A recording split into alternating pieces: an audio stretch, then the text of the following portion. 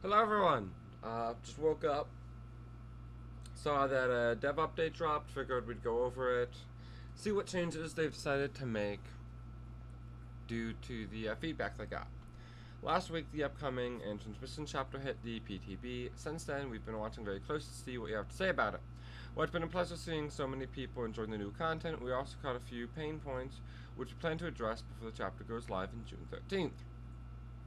In this post, we'd like to take a moment to share our findings as well as the changes you can expect to see when the update goes live. So, Singularity. First, we'll cover the new killer. The AI-driven android launched biopods around the map. These biopods not only allow it to survey the surroundings, but also inflict survivors with a temporal slipstream, allowing the Singularity to teleport to them. Survivors can fight back using EMPs, and the map granting the ability to remove temporal slipstream and temporarily disable biopods. We found that while the MPs were effective in countering the Singularity's power, too many of them led to frustrating matches for the killer, and that's something that echoed in your feedback. Many felt that the blood biopods were disabled too often, and survivors almost always had an EMP at hand just in case. Yep, we want to keep EMPs meaningful and worth seeking out for survivors, so for the least, we are instead reducing the number of EMPs available throughout the following changes.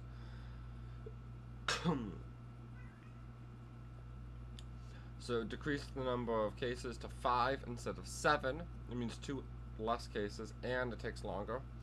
And Disney survivors who are currently holding an EMP will no longer see the aura of supply cases to reduce the visual clutter and make it harder to efficiently chain together. Whereas it wasn't very clear when biopods were disabled. During the PTB, then the tell if you were controlling a disabled biopod was the color of the targeting reticle. This isn't immediately obvious if it's the first time playing the Singularity, so we visited the visuals to make it more clear. Lastly, we made a meter to the power icon to represent overclock duration. This will give you a better idea of how long you will last after teleporting, so you can better plan your next move. At the same time, we'll be adding 2 add-ons to be active during overclock rather than after teleporting in order to make it clearer when the effects are active. Okay. So far, I actually like these changes. A lot of the changes that I'd actually make is something dealing with the EMPs, and I think they did a good job here. So what are they doing with the executioner? During the PTB, we made a change which allowed the executioner's punishment of the damned attack to inflict torment. The goal of the change was to give the killer more ways to constantly apply torment on careful survivors who were able to avoid torment trails. While this obviously had the intended effects of spreading more torment, we also read some concerns regarding that this could be used more effectively camp and tunnel. Since punishment of the Dan can hit multiple survivors and unhook leaves both survivors right for unavoidable torment. Since it's not possible to take protection hits to prevent the survivor from being sent to the cage, we felt it safe to reverse this change for the time being. Bit sad that they're reversing it. I did not expect it to make it alive. I don't think anyone really expected it to. Now, what I'm sad about is I actually was hoping they'd maybe make it changed in some way. Maybe make it a bit better designed, because they do need to implement something for Torment, I feel, to make it more applicable. However, it doesn't need to be something that's so quite easy to proc, or easy to proc, I should say. It's just hitting them with your power, because then that really does make the part of his power, which is the trail, seem pointless. They almost don't need to exist. Oh my god. Cat, yes!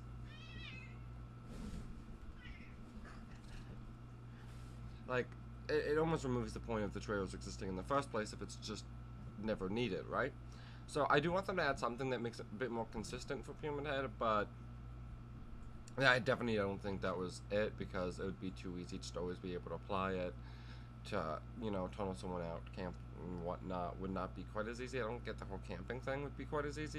I guess if you hook someone is what they're like thinking, but tunneling would definitely be easier because it's already a good tunneler. Alright, the perk changes. So Scavenger is getting changed. We've received a lot of feedback surrounding one of Gabriel Sommer's perks, Scavenger.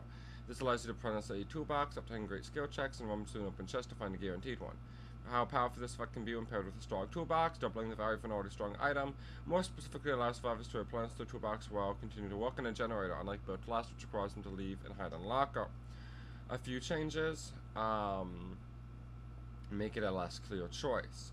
Increase the number of great skill checks required to 5. Once activated, your generator repair speed is reduced by 50% for 30 seconds. Scavenger can now be used more than once per trial. With these adjustments, Scavenger now becomes more effective when used to repair generators in short bursts, but heavily discourages continuing to repair a generator for some time after it is activated. Efficient survivors who instead want to plan accordingly and spend the time elsewhere, such as healing, unhooking, searching totems, and so on. I don't know if this is a better change. This is a weird change. I mean, it reduces your repair speed by 50%, which is pretty damn massive. So, I think that's... Ooh. That's something. There's something. I don't know. This one's interesting. This perk allows for machine learning. This perk allows for the killer to compromise the generator by kicking it. When the compromised generator is powered, the killer receives haste for some time. So as you might, it's inevitable that a few generators will be powered eventually. With this perk, we want to add some risk to completing a recently damaged generator, granting the killer a major speed increase if you're not careful. This perk activates only under strict conditions, so we're going to make sure it's effective for when it releases. We've increased the haste to 10%. In practice, it means the killer will catch up to a sprinting survivor upwards of 66% faster. Okay, not bad. And forced hesitation. Forced hesitation causes nearby survivors to become hindered when a survivor is put into the dying state, making it easy for the killer to switch targets and get an additional hit on overly altruistic survivors. The PTB has had some pretty safe values to make sure it didn't get out of hand. Upon further review, we've decided to show it some love for the update. It's 20% hindered, and its cooldown is 30 seconds. Very risky of using another survivor as they are put into the dying state. Okay, well, those are some interesting changes. So to go over them quick and my opinions on them, EMP changes are a win. I was one of the people who felt EMPs were too strong, too easy to get, too easy to chain together. These changes should help. I still don't know if you should be able just to interact with them, but I guess it's like you're wasting time in a sense, but at the same time you have to... I don't know, 90 seconds is a good time for them to do passive. To keep in mind that's literally the time it takes to do a generator. So they're passively like charging up at the same time a generator does. You have to interact them to speed them up. I think it's not horrible, I guess, you know? And with less cases, honestly, EMPs should be way less of a problem.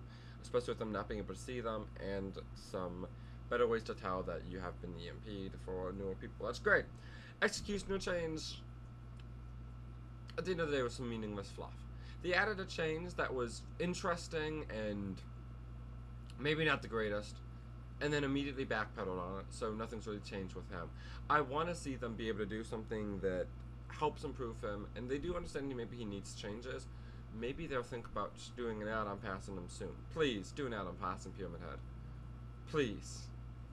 Perks, perk-wise, Scavenger, I'm not sure about it. You need more great skill checks, barely fucking matters.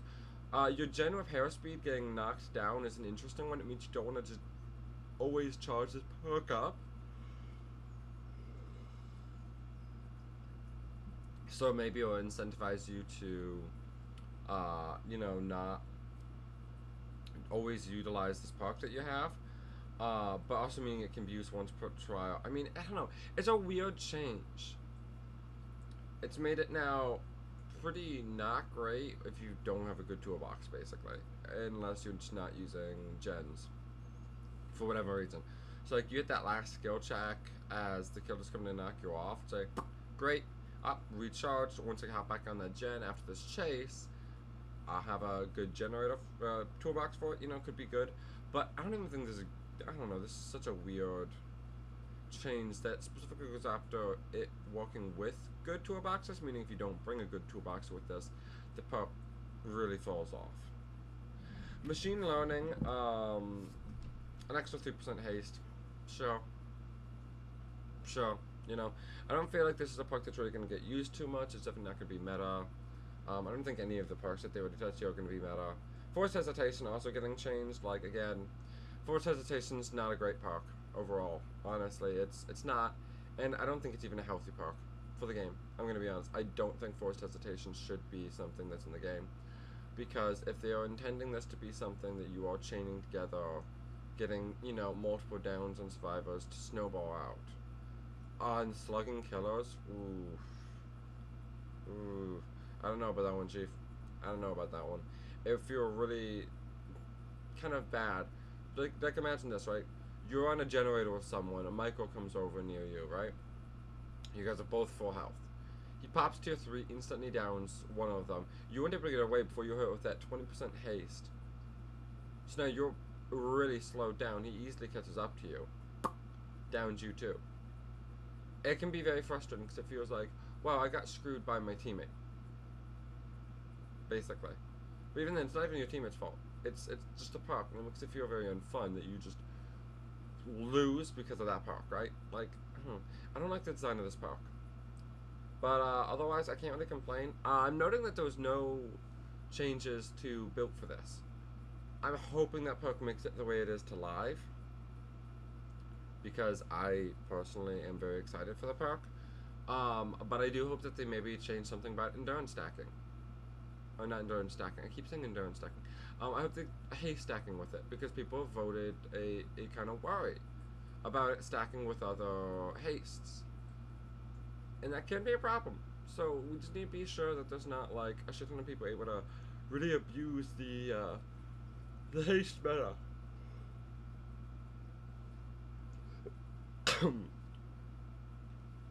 But thank you guys so much for watching. See you guys in the next one. Bye bye.